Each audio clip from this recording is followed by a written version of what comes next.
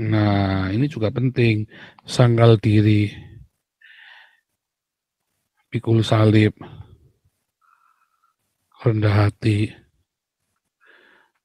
ya kan? Kenapa kita harus sangkal diri, pikul salib, rendah hati? Karena kita pengikut Yesus, supaya kita layak mengikut. Siapa yang ingin mengikut aku, dia harus sangkal diri, pikul salib setiap hari. Kalau nggak sangkal diri, pikul salib, dikit-dikit harga diri, harga diri.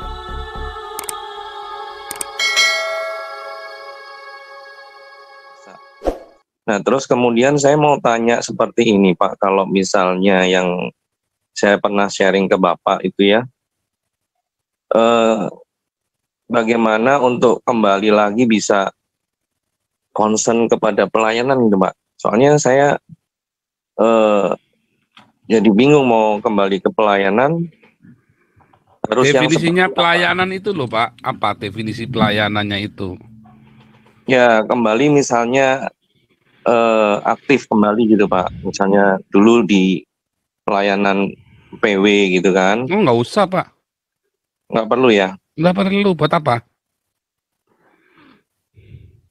Ya kalau misalnya diminta gitu, Pak. Kan kadang memang suka dihubungi gitu, Pak. Enggak, maksudnya pelayanan praise and worship itu buat apa maksudnya definisi? Kenapa harus maksa harus kembali ke sana?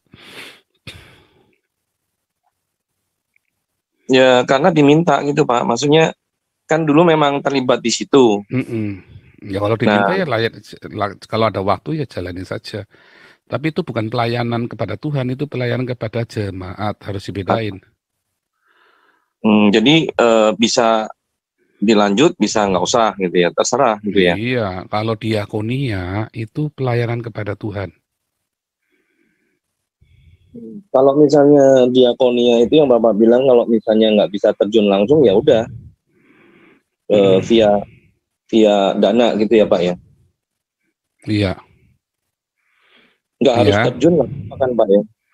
iya, hati-hati itu, jangan jangan salah itu ya. Orang suka salah kaprah itu loh.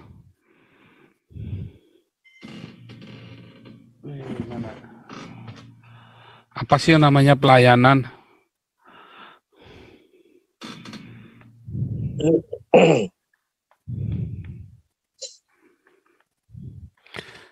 Namanya melayani. Melayani berarti apa? Memberi waktu, memberi diri. Bukan. Jadi jongos. Ya, pelayan ya, Pak. Iya. Kudu paham dulu kata pelayan. Tetapi kan kalau di gereja namanya pelayanan makin makin jadi WL atau makin jadi khotbah dia bosnya kan. Tasnya dibawain. Benar nggak? Itu tolong mic-nya tolong di ini ya. Nanti kalau mic-nya bunyi ngangu-ngangu mutung. Apa Ya sih banyak namanya yang begitu, melayani Pak. coba? Betul. Banyak yang begitu kalau mic-nya nggak aja. Kan Coba. bisa Karena saya mau tanya, kalau jadi WL, ini kan jadi artis kan? ya. Jadi itu public figur. Apalagi nanti pakai lampu kelap-kelip kan?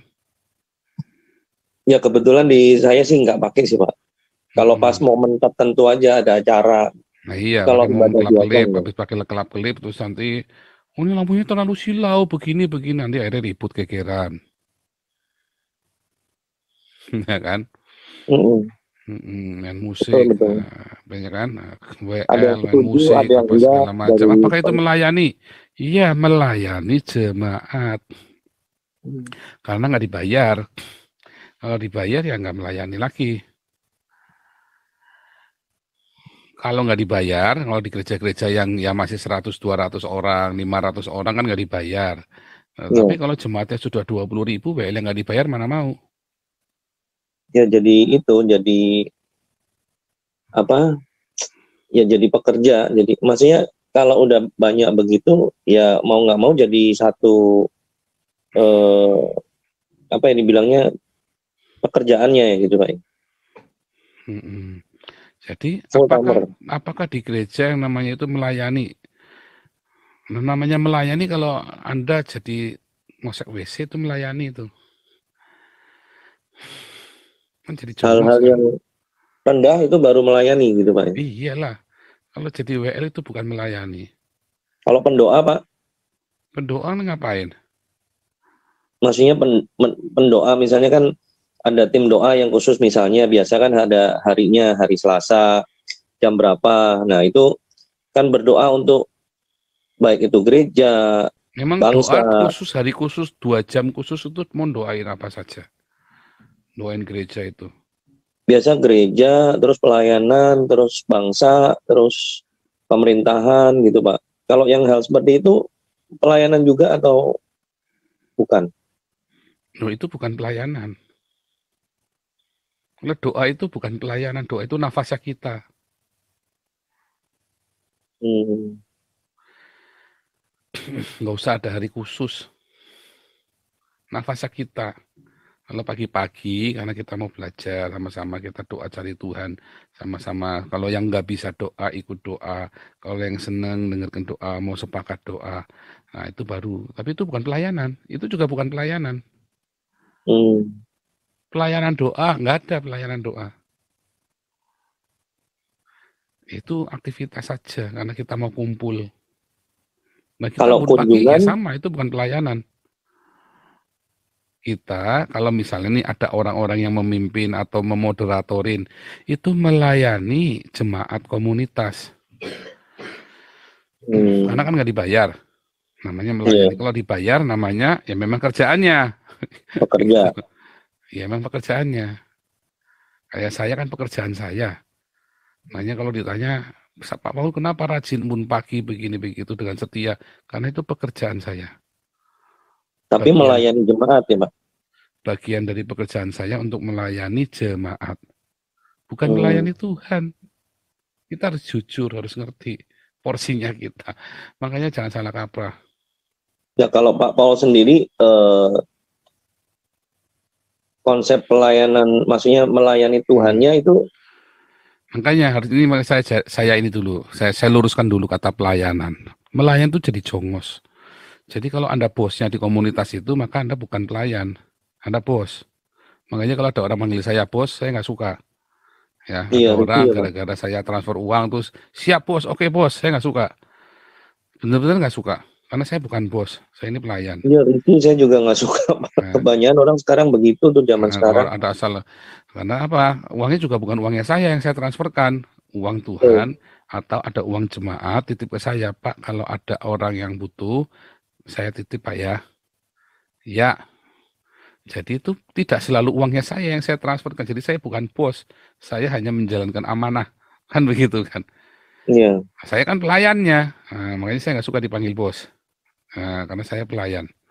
betul Pak. Nah, kalau jadi WL, khotbah, khotbah di gereja, ya, terus apa lagi, penari, pendoa, ini semua ini bukan pelayanan, ya, itu Petugas melayani gereja. jemaat, tapi bukan melayani Tuhan, bukan melayani Tuhan, karena pelayan ada dua, melayani Tuhan dan melayani jemaat. Nah, ini semua adalah jemaat. Kapan kita melayani Tuhan? Matius 25 sudah jelas sekali. Kalau kamu melakukannya untuk mereka, kamu melakukannya untuk aku. Yaitu apa? Kasih makan, kasih minum, kasih pakaian, kasih tumpangan pada orang asing. Ketika dia di penjara kita lawat, ketika sakit kita jenguk, kita rawat. Itu melayani Tuhan. Ketika kamu melakukannya untuk mereka yang paling hina, kamu melakukannya untuk aku. Tapi yang ini semua adalah melayani komunitas, jemaat. Hmm. Itu kita harus jujur, itu melayani jemaat. Ya, kita melayani komunitas itu. Kita harus jujur dulu supaya kita jangan munafik. Supaya beres dulu. Nah, apakah ini lebih penting daripada melayani yang di rumah? Lebih penting Anda melayani nyuci piring di rumah, bantuin istri menyuci piring daripada jadi WL. Istrimu akan sangat berterima kasih. Tujuannya numpuk ya, pakaiannya, nggak ada pembantu ya di rumah, nggak ada asisten rumah tangga, nggak ada pelayan. Nah, tidak ada pelayan di rumah tanggamu, istrimu dari pagi nyuci pakainya, nyuci piring, masak, belum lagi nanti anaknya mencet-mencet apa, wah, terus Anda tiba-tiba jatuh tugas WL, ya kan? Terus, saya nggak bisa jadi WL dulu, saya kudu nyuci pakaian. Itu Wah, kamu nggak melayani. melayani Tuhan itu namanya. Ya, ketika kita lakukan itu pelayanan yang lebih mulia daripada jadi WL. Bereskan dulu rumah tangga kita, baru kita melayani jemaat. Ya, bereskan dulu rumah tangga kita, baru melayani jemaat. Banyak orang rajin khotbah, ya, tapi anaknya sendiri nggak diurus. Ada ya, kerabat saya begitu rajin khotbah, anaknya sendiri nggak diurus. Kalau mau kerja, ya pokoknya jangan mau kerjanya pilih-pilih. Karena saya hari Senin saya ada pendalaman Alkitab, hari Selasa saya ada family altar, hari Rabu saya ada ibadah praise and worship. Saya hari Kamis libur, hari Jumat nanti ada ibadah doa malam, hari Sabtu latihan di gereja, hari Minggu saya ibadah 3 kali. Jadi saya enggak bisa keluar kota, Pak. Kerja, akhirnya dia kerja di mana-mana susah karena milih-milih. Akhirnya apa kere dia. Itu melayani nggak? Itu enggak. Itu bodoh. Prioritas ya, Mbak. Sekarang keluarganya lagi butuh makan, kamu kok malah mikirin gereja mau jadi WL, mau pendalaman Alkitab, mau segala macam. Itu salah. Pikirin dulu kerjaan kamu, Tuhan sudah kasih kerjaan. Tuhan kasih kerjaan yang berkenan, yang sesuai dengan kehendak-Mu supaya aku tetap bisa melayani Tuhan. Gundul peang. Tuhannya bilang, kamu di tempat kerjaan kamu, itu kamu sedang melayani aku. Ketika ada orang fitnah kamu, kamu tetap tersenyum, kamu tetap katakan haleluya, Tuhan Yesus memberkati, kamu tetap mengaku mengampuni kamu bekerja dengan jujur, kamu lagi melayani aku itu. Ketika kamu melakukannya untuk orang yang paling hina ini, memberikan pengampunan, kamu menginjili dia, kamu lagi melayani aku. Sambil kamu kerja, kamu dapat uang. Enggak, saya Senin, Selasa, Rabu, Kamis di gereja terus. Kayak saya dulu waktu SMA konsepnya itu salah. Makanya saya SMA nilainya hancur belur, babak belur. Kelas 1 saya juara 3, kelas 2 juara 3 dari bawah. Ya, kelas 3 bisa lulus saja sudah bagus saya itu. Makanya waktu kuliah akhirnya saya full. Untung saya selesai tepat waktu saya kuliah. Nilai IPK saya kalau nggak salah 3,3 berapa saya lupa. Itu. Jadi jangan tertipu dengan ajaran Pak Pendeta. Kita melayani Tuhan di gereja, ngawur pendetanya ngapusi. Melayani Tuhan itu di rumah. Ya. Ketika istrimu lagi kerepotan kita. Makanya banyak orang anaknya kepahitan sama bapaknya. Kenapa? Bapaknya di gereja terus, pelayanan terus. Istrinya kayak babu di rumah. Bapaknya ganteng, pakai dasi, udah gereja pakai jas terus, keren terus, wangi terus. Wah, nih ada gelarnya, oh, dikasih gelar evangelis PDP, ya kan? Pembantunya pendeta, ya kan? PDP kan, pembantunya pendeta. Keren, di rumah isinya kayak babu. Akhirnya dia selingkuh sama jemaatnya karena jemaatnya lebih cantik daripada istrinya. Nah, itu tadi. Kenapa? Ya karena jemaatnya keren. Woy, kamu bau bawang, ya kamu kenapa nggak kasih aku uang? Lah kan aku pelayanan terus. Loh, jemaatmu itu orang kaya. Seminggu sekali ke salon. Ya, manikur, pedikur, kukur-kukur. Saya dikukuri kamu aja enggak. Nah, repot. Anaknya kepahitan. Anaknya kepahitan. Jangan. Istrinya lebih cantik. Jemaatnya lebih cantik daripada istrinya. Kalau saya nggak mau ya pantang dari dulu ya. Saya pertama kali saya bikin cantik istri saya dulu. Itu saja masih bisa luput loh. Ya, itu saja. Walaupun tetap dalam prioritas anak saya, tetap tahu saya akan lebih mencintai mamanya daripada siapapun di dunia ini. Pak Paul mic-nya kejauhan. Gitu ya. Jadi jangan tertipu dengan semua itu tadi. Jargon-jargon pendeta. Utamakan keluarga ya. Istrimu dirawat, kasih seneng daripada ya kasih pendeta buat nyenengin pendeta ya duit. Kayak sekedarnya saja lihat Pak Pendeta sudah cukup, anaknya sudah sekolah. Ya sudah, kasih seneng istrimu jalan-jalan. Belikan tas yang bagus, belikan make up yang bagus, beli baju yang bagus. Jangan sampai pakai celana dalam sama BH-nya sudah sobek-sobek. Belikan lingerie yang bagus. Ya kan, suruh ke salon dandan. Sebulan sekali. Kalau isi saya suruh ke salon nggak mau soalnya ya. Sama, Sudah Pak. saya suruh ke salon.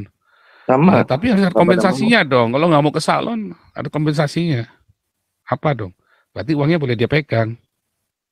Memang selama ini saya keuangan dia pegang sih, Pak. Itu ya. Jadi, tapi tetap ya harus dibujuk ke salon, harus dibujuk. Ke salon itu nggak salah ya, boleh. Jangan yang macam-macam. Boleh bujuk ke salon supaya cantik. Supaya jangan membosankan, ganti modelnya, harus ganti. Itu kalau saya lagi konseling pranikah, saya ajari orang ya, kamu salon rubah gayamu. Makanya berbalik sih saya ke salon, makanya dia lebih sering potong rambut sama saya, karena dipotong salon selalu nggak bagus, nggak sesuai dengan seleranya dia. Kalau saya yang motong mesti bagus. Nah, kadang-kadang memang gitu ya. Saya juga sampai kalau mau motong rambut istri saya sampai stres saya. Saya yang stres.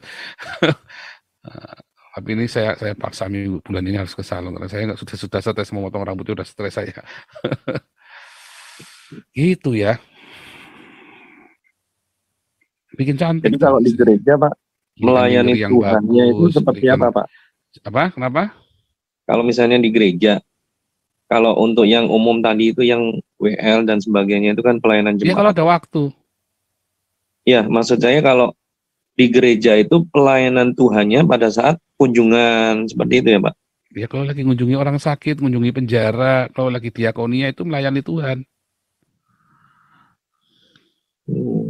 Mendingan prioritas ke situ ya, Pak ya. Matius 25 ya. Kalau kamu melakukannya untuk aku, kamu melakukan untuk Tuhan. Apa? Satu, kasih makan. Ya, minum, makan, minum. Pakaian. Ya, kasih tumpangan. Apalagi rawat yang sakit. Terus lawat yang di penjara. Iya kan? Ini kan dibilang melayani Tuhan. Kalau kamu melakukan ini kepada orang lain, kamu sedang melakukannya buat Tuhan. Ya kan? Iya. Gitu. Sebenarnya nggak salah untuk melayani jemaat, tapi lebih prioritas melayani Tuhan gitu ya, Pak. Iya. Prioritas melayani. Ini prioritas. Jadi apapun yang kita lakukan di gereja, muaranya harus ke sini. Apapun, aktivitas apapun, mau ada praise and worship, mau Bible study, mau ibadah wanita, ibadah pria, ibadah bencong, ibadah sembuh, ya, ibadah kambing, ibadah sapi, pokoknya ujungnya kudu ini muaranya, supaya jemaat dididik ngasih makan, minum, pakaian kepada yang membutuhkan, ngasih tumpangan, rawat yang sakit, lawat yang di penjara, ujungnya kudu itu endingnya. Kalau enggak berarti itu salah itu mengajarinya. Nah, kita melengkapi jemaat untuk melakukan ini. Melengkapi bagaimana membekali mereka, bagaimana cara ngasih makan supaya kita jangan dimanipulasi. Ada orang males kerjanya cuma begini terus. Gimana caranya kita ngasih pakaian yang pantas pakai dikumpulin. Ayo ibu-ibu ibadah kaum wanita itu loh. Ya habis ibadah kita ngomong-ngomong masalah ini harusnya menjadi menarik. Coba kayak di Damaris kan jadi menarik kan proses diakonia kita kan. Yang tadinya membosankan jadi menarik kan. Coba diakonia. Siapa yang mengira diakonia itu akhirnya bisa jadi tontonan? Semua orang dulu kita tuh sudah sampai ditinggal viewer loh. Kita sudah ditinggal sampai viewer. Ditinggal viewer ya dari 2000 sampai cuma tinggal 800 gara-gara diakonian. Orang bosen nonton diakonia. Tapi dari acara yang membosankan sampai jadi menarik. Jadi tontonan yang menarik. Ya kan? Iya. ngasih tumpangan. Masa kita mau ngasih tumpangan orang di rumah kita, orang nggak kenal, nanti ya ada apa-apa di rumahmu nanti. Nah, bagaimana? Ya dikoordinasi oleh gereja. Jadi menarik. Bagaimana merawat yang sakit? Ya kan kalau kena HIV gimana kita ngerawatnya coba? Gimana ngelawat di penjara? Nanti habis kita besuk orang di penjara, orangnya ngejar-ngejar kita, nanti malah malakin kita setelah dia keluar dari penjara. Ternyata dia orang yang benar-benar psikopat atau apa. Nah ini dibekali di gereja. Gereja tugasnya membekali itu, melengkapi pengetahuan bagaimana caranya supaya kita berhikmat ketika melakukan ini. Nah yang kedua, nah ini juga penting, sangkal diri, pikul salib, rendah hati, ya kan?